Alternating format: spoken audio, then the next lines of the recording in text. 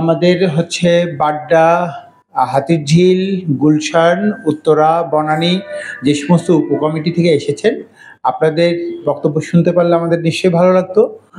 তো আমরা যেহেতু আমাদের নেতৃবৃন্দি প্রতিনিধিদের কথা শুনবো শুক্রবার। আচ্ছা, আমি হচ্ছে আমাদের ধানমন্ডির আকাশকে অনুরোধ করছি 2 মিনিট তার বক্তব্য উপস্থাপনের জন্য। একজন করে দাঁড়িয়ে তারপর পয়েন্ট থাকলে যোগ করব।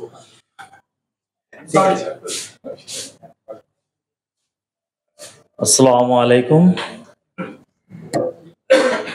সকল চালক ভাইদেরকে বলছি, আপনারা সকলেই জানেন আমাদের বিভিন্ন জায়গায় বিভিন্নভাবে আমাদেরকে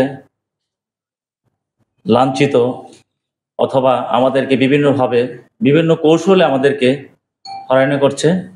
প্রশাসন থেকে আমাদের মালিক পক্ষ সবাই আমাদেরকে মানুষ বলে গণ্য করছে না কেউই। কেননা আমরা চালক, আমরা তো চালক হিসাবে জন্ম নিইনি, আমরা মানুষ হিসেবে জন্ম নিয়েছি। তাহলে কেন আজকে আমাদেরকে, আমরা পেশায় চালক বলে আমাদের কি কোনো মূল্যায়ন নেই? আমাদের দাবি একটাই, আমাদের ন্যায্য অধিকার, আমাদের কর্মসংস্থানের সুযোগ সুবিধা, এবং আমাদের যাতে আমাদের ফ্যামিলিকে নিয়ে, ছেলেমেয়েদেরকে নিয়ে আমরা শান্তিতে বসবাস করতে পারি, এবং কি আমাদের জানমালের নিরাপত্তা এবং কি আমাদের জীবনের নিরাপত্তা আমাদের সরকারের কাছে দাবি। এবং কি আমাদের শ্রদ্ধা মাননীয় আমাদের কমিশনার সাহেব আছেন, তাদের কাছে আমাদের একটাই দাবি, আমাদের এই বাস্তবায়ন যাতে আমাদের নিরাপত্তা, আমাদের জীবনের নিরাপত্তা ঝুঁকিপূর্ণ। আমরা রাস্তাঘাটে যখনই যেখানে যাই, কারো কাছে কোনো বিপদে আপদে কোনো সহযোগিতা পাই না, এবং কি আজ পর্যন্ত পাইও নাই। যেখানে গিয়েছি গিয়ে বলছি যে স্যার আমাদেরকে, স্যার এই ব্যাপার, এই সমস্যা হয়েছে স্যার, ফট করে কুকুরের মতো ব্যবহার করেছে আমাদের সাথে। এই ধরনের লাঞ্ছিত আমরা হয়েছি।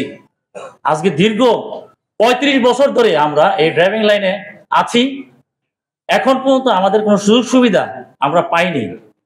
আমাদের দুঃখের বিষয়, আমার নিজের সন্তান, আমি নিজে ঠিক মতো সকালে যে এই হাসি বের হয়ে রাত্রে যে সন্তানের সাথে কথাও বলতে পারি না। আমাদের দুঃখের কথা কেউ শোনে না, সরকার থেকে নিয়ে মালিক কেউই আমাদের কথা শোনে না। তাহলে যাবো কার কাছে? আমার সন্তান আমাকে বাবা বলে ডাকতে পারে না, আমার স্ত্রী আমাকে সময় দিতে পারছি না, আমি স্ত্রীকে সময় দিতে পারছি না, আমার বাবা মাকে আমি সময় দিতে পারছি না। আমি এই কর্ম নিয়েছি, তাই কি আমার অপরাধ? আমি কি মানুষ হিসেবে গণ্য হইনি? আমি তো দেশের নাগরিক, আমরা সবাই দেশের নাগরিক। তাহলে আমাদের ন্যায্য অধিকার আমরা পাবো না কেন? আমরা ড্রাইভার বলে কি আমরা বঞ্চিত? না, আমরা মানুষ, আপনিও মানুষ। তাহলে আমাদের সাথে অমানুষের মতো ব্যবহার করবেন কেন? প্রতিটা কর্মক্ষেত্রে, প্রত্যেকটা জায়গায়, প্রত্যেকটা সেক্টরে আমাদের ড্রাইভারদেরকে অবহেলা করছে কেন? আপনিও মানুষ, আমিও মানুষ। আমার ভুল কোথায়? আমি ড্রাইভিং শিখেছি দেখে আজকে আমি কর্ম করতে পারতেছি না, দেখে ভালো একটা কর্মচারী কর্মকর্তা অফিসে আমি কর্ম করতে পারছি না।